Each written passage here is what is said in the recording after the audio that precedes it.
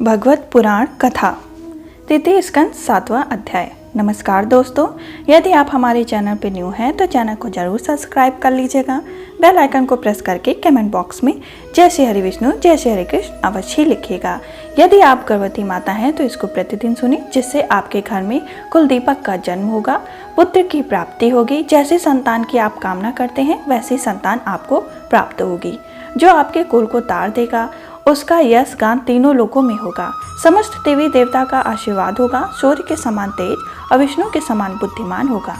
शिव के समान सभी में श्रेष्ठ भी होगा। अब हमारा जो 7वां अध्याय यहाँ से प्रारंभ होता है। यदि आप हमारे चैनल पर न्यू हैं तो चैनल को जरूर सब्सक्राइब कर लीजिएगा और प्रथम अध्याय से सुनिएगा, जिससे आपको इसका पूरा फल और इसका पूरा सार समझ में आए। 7वां अध्याय प्रारंभ। विदुर जी के प्रश्न। श्री सुखदेव जी कहते हैं, मैत्री जी का यह भाषण सुनकर बुद्धिमान व्यासनंदन विदुर जी ने उन्हें अपनी वाणी से प्रसन्न करते हुए कहा। विदुर जी ने पूछा, ब्राह्मण, भगवान तो शुद्ध बोध स्वरूप निर्विकार और निगुण है, उनके साथ लीला से भी गुण और क्रिया का संबंध कैसे हो सकता है? बालक में तो कामना और दूसरों के साथ खेलने की इच्छा रहती है, इसी से वह खेलने के लिए प्रयत्न करता है, किंतु भगवान तो स्वतः नित्य तृप्त पूर्ण काम और सर्वदा असंख्य क्रीड़ा के लिए भी क्यों संकल्प करेंगे? भगवान ने अपनी गुणमयी माया से जगत की रचना की है, उसी से वे इसका पालन करते हैं और फिर उसी से संघात भी करते हैं। जिनके ज्ञान का देश काल अथवा अवस्था अपने आप किसी दूसरे निमित्त से भी कभी भी लोप नहीं होता, उनका माया के साथ किस प्रकार का संयोग हो सकता है? एकमात्र ये भगवान ही समस्त क्षेत्रों में उनके साक्षी रूप में स्थित हैं। फिर इन्हें दुर्भाग्य या किसी प्रकार के कर्म जनित कलेश की प्राप्ति कैसे हो सकती है? भगवान, इस अज्ञान संख में पढ़कर मेरा मन बड़ा ही खिन्न हो रहा है। आप मेरे मन के इस महान मोह को कृपा करके दूर कीजिए। श्री सुखदेव जी कहते हैं, तत्व जिज्ञासु विदुर जी की यह प्रेरणा प्राप्त कर अंगारहीन मैत्री जी ने भगवान का स्मरण करते हुए मुस्कुराते हुए कहा। श्री मैत्री जी ने कहा, जो आत्म सबका स्वामी और सर्वथा मुक्त स्वरूप है, वही दीनता और बंध को प्राप्त होता है। यह बात युक्त विरुद्ध अवश्य है, किंतु वस्तुतः यदि तो भगवान की माया है। जिस प्रकार स्वप्न देखने वाले पुरुष को अपना सिर कटना आदि व्यापार न होने पर भी अज्ञान के कारण सत्यवत भासते हैं, उसी प्रकार इस जीवों को बंध आदि न होते हुए भी अज्ञानवश भास रहे हैं। यदि यह कहा जाए कि फिर ईश्वर में इनकी प्रति क्यों नहीं होती, तो इसका उत्तर यह है कि जिस प्रकार जल में होने वाले कंपन आदि क्रिया जल में दिखने वाले चंद्रमा के प्रतिबिंब न होने पर भी भाषित हैं, आकाश चंद्रमा में नहीं, उसी प्रकार देह अभिमानी जीव में भी देह के मिथ्या धर्मों की प्रतीत होती है, परमात्मा में नहीं। निष्काम भाव से धर्मों का आचरण करने वाले भगवत कृपा से प्राप्त हुए भक्ति योग के द्वारा यह प्रतीत धीरे धीरे निवृत्त हो जाती है। जिस समय समस्त इंद्रियां विषयों से हटकर साक्षी परमात्मा श्री हरि में निश्चल भाव से स्थित हो जाती, उस समय गाढ़ निद्रा में भी सोए हुए मनुष्य के समान जीव के राग द्वेष सारे कलेश सर्वथा नष्ट हो जाते हैं। श्री कृष्ण के गुणों का वर्णन एवं श्रवण अशेष दुख शक्ति को शांत कर देता है। फिर यदि हमारे हृदय में उनके चरण कमल के रज के सेवन का प्रेम जग पड़े, तब तो कहना ही क्या। विदुर जी ने कहा, भगवान, आपके युक्त युक्त वचनों की तलवार से मेरे संदेह छिन्न छिन्न हो गए। अब मेरा चित्त भगवान की स्वतंत्रता और जीव की परम तंत्रता दोनों में ही विषयों में खूब प्रवेश कर रहा है। विद्वान, आपने यह बात बहुत ठीक कही कि जीवों जो कलेश आदि के प्रतीत हो रही है, उसका आधार केवल भगवान की माया ही है। यह कलेश मिथ्या है एवं निर्मल है, क्योंकि इस विश्व का मूल कारण ही माया के अतिरिक्त और कुछ नहीं। इस संसार में दो ही प्रकार के लोग सुखी हैं, या तो जो अत्यंत मूर्ख हैं, या जो बुद्धि आदि से अतीत से भगवान प्राप्त कर चुके हैं। बीच की श्रेणी के संशयपन लोग तो दुख ही भोगते रहते हैं। भगवान, आपकी कृपा से मुझे यह निश्चय हो गया कि ये अनंत पदार्थ वस्तुतः नहीं केवल प्रतीत ही होते हैं। अब मैं आपके चरणों की सेवा प्रभाव से उस प्रतीत को भी हटा दूंगा। इन श्री चरणों की सेवा से नित्य सिद्ध भगवान श्री मधुसूदन के चरण कमलों में उत्कृष्ट प्रेम और आनंद की वृद्धि होती है, जो आवागमन की यंत्र गणना नाश कर देती है। महात्मा लोग भगवत प्राप्ति के साक्षात मार्ग ही होते हैं। उनके यहाँ सर्वदा देवदेव श्री हरि के गुणों का गान होता रहता है। अल्प पुण्य पुरुष को उनका सेवा का अवसर मिलना अत्यंत ही कठिन है। भगवान, आपने कहा कि सृष्टि के प्रारंभ में भगवान ने क्रमशः महात्म तत्व के उनके विकारों का रचना कर फिर उनके अंशों से विराट को उत्पन्न किया और इसके पश्चात वे स्वयं उसमें प्रविष्ट भी हो गए।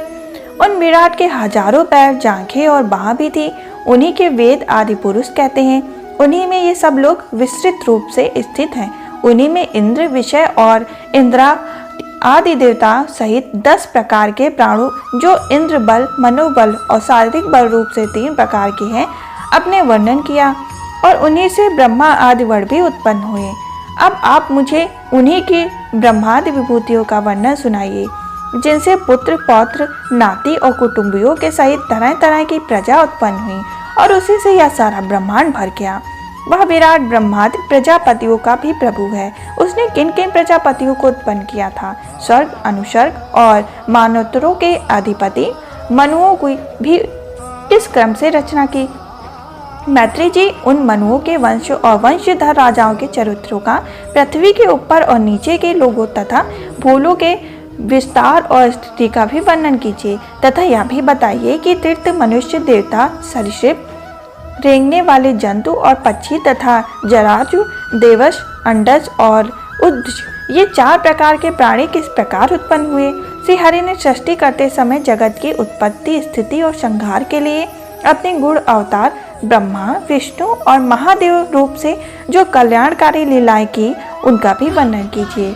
वेश, आचरण और स्वभाव के अनुसार वर्ष, श्रम विभाग, ऋषियों के जन्म, कर्म, वेदों का विभाग, यज्ञों का विस्तार, योगों का मार्ग, ज्ञान मार्ग, उसका साधन, संख्य मार्ग तथा भगवान के कहे हुए नारद वचन आदि तंत्र शास्त्र, विभिन्न पाखंड मार्ग के प्रचार से होने वाली विषमता, नीच वर्ण के पुरुष से उच्च वर्ण की स्त्री में होने वाली संतानों के प्रकार तथा भिन्न भिन्न गुण और कर्मों के कारण जो कि जैसी और जितनी गतियां होती हैं, वह सब हमें सुनाएंगे। ब्राह्मण धर्म, अर्थ, काम और मोक्ष की प्राप्ति के परस्पर अविरोधी साधनों का वाणिज्य, दंड नीति और शास्त्र श्रवण की विधियों का, श्रद्धा, पितृगणों की सृष्टि का तथा काल चक्र में यह नक्षत्र और तारागण की स्थिति का भी अलग अलग वर्णन कीजिए। दान, तप तथा इष्ट और पूर्त कामों का भी क्या फल होता है, उसका भी वर्णन कीजिए। प्रवास और आपत्ति के समय मनुष्य का क्या धर्म होता है? निष्पाप मैत्री ऋषि धर्म के मूल कारण श्री जनार्दन भगवान किस आचरण से संतुष्ट होते हैं और किन पर अनुग्रह करते हैं, यह वर्णन कीजिए। द्विजर दीन वत्सल गुरु जन अपने अनुगत शिष्यों और पुत्रों को बिना पूछे भी उनके हितों की बात बतलाया करते हैं। भगवान, उन महा आदि तत्वों का प्रलय कितने प्रकार का है तथा जब भगवान योग निद्रा शयन करते हैं तब उनमें कौन कौन से तत्व उनकी सेवा करते हैं और कौन उनमें लीन हो जाते हैं? जीविका का तत्व, परमेश्वर का स्वरूप, उपनिषद, प्रति प्राप्ति, ज्ञान तथा गुरु और शिष्य का पारस्परिक प्रयोजन क्या है? पवित्रता, विद्वानों में उस ज्ञान की प्राप्ति के क्या क्या नियम हैं, यह सब भी मुझे बतलाइए, क्योंकि मनुष्यों का ज्ञान, भक्ति अथवा वैराग्य की प्राप्ति अपने आप तो नहीं हो जाती। ब्राह्मण, माया मोह के कारण मेरी विचार दृष्टि नष्ट हो गई है। मैं अज्ञ हूँ। आप मेरे परम सहृद अतः श्री हरि लीला का ज्ञान प्राप्त करने की इच्छा से मैंने जो प्रश्न किए हैं, उनका उत्तर मुझे दीजिए।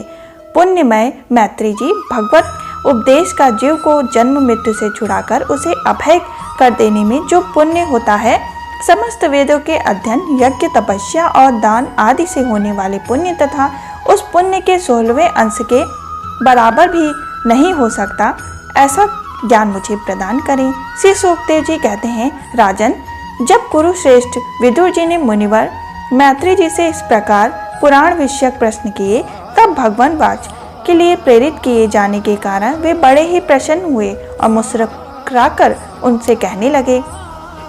इस प्रकार हमारा 7वां अध्याय यहीं पे संपूर्ण हुआ। यदि आप हमारे चैनल पे न्यू हैं तो चैनल को जरूर सब्सक्राइब कर लीजिएगा। हम फिर मिलेंगे 8वें अध्याय के साथ। तब तक के लिए जय श्री हरि कृष्ण, जय श्री हरि विष्णु लिखना ना भूलें और 8वां अध्याय अवश्य ही सुने। जय श्री हरि कृष्ण, जय श्री हरि विष्णु।